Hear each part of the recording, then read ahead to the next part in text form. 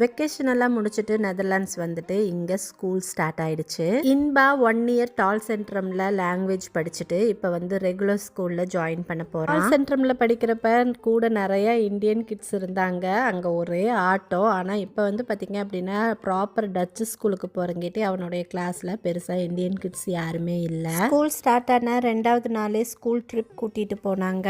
New school, new teachers, new friends. இதுவே வந்து ஒரு சேலஞ்சிங்கான விஷயம் தான். ரொம்ப ஒரு தயக்கத்தோடவே வந்து அந்த ஸ்கூல் ட்ரிப் வந்து போயிட்டு வந்தான்.